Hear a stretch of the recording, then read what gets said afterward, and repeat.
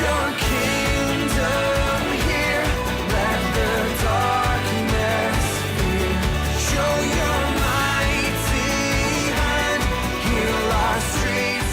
All right, welcome to day 5 of the Great Commission Challenge. Hey, I want to tell you something that Jesus said on the Sermon on the Mount.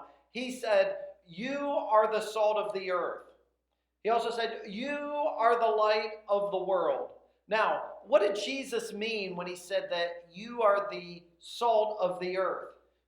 One of the things we know now is if you get too much salt, it will give you high blood pressure. So is that what Jesus was talking about? No, I'm pretty sure that's not what he was talking about. But there's 3 things that we know that salt is commonly used for. One is if you get some salt, it will make you thirsty. You know, if you've ever, eaten some salty potato chips or salty pretzels, you know that they make you thirsty. I, have heard that sometimes at bars they will have free pretzels that are highly salted to make people thirsty, to make them drink more. I don't know, that's what I'm told. Also, it not only makes us thirsty, but it spices things up. You know, if you've ever had corn on the cob, you know that you want to put a little salt on it to give it, make it a little bit spicy, spicing things up. Also, the third thing that salt does, we don't do it much anymore, but during Jesus' day, it would be used to preserve meat. And so, before we had refrigerators, they would, pack their meat in salt to preserve it.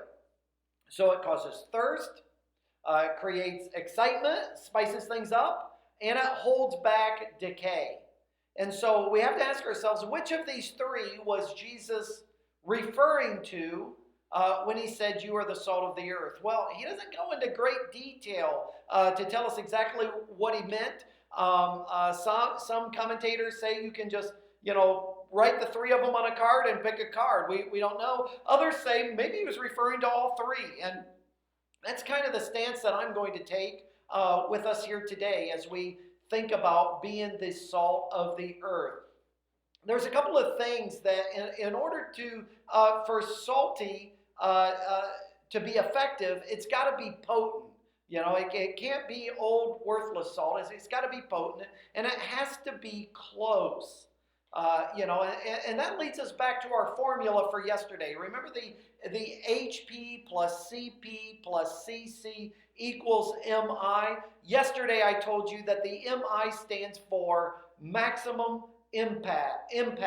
And that's what we want to make in the Great Commission, is a maximum impact. Well, the HP stands for high potency, and the CP stands for close proximity. The HP, we've got to have a high potency, a strong concentration on Christ's influence in our lives. And then the CP is we've got to be close to the people that we are hoping to reach. Now, Matthew 5:13, Jesus said, "Salt without savor is an inferior quality and is worthless." It won't do the 3 things that we listed earlier. It won't make you thirsty. It won't spice things up. It won't preserve anything. In fact, Jesus says that type of salt is worthless. It's only good to be thrown out on the ground to be trampled by man. And so, the high flavor won't produce results unless it touches something.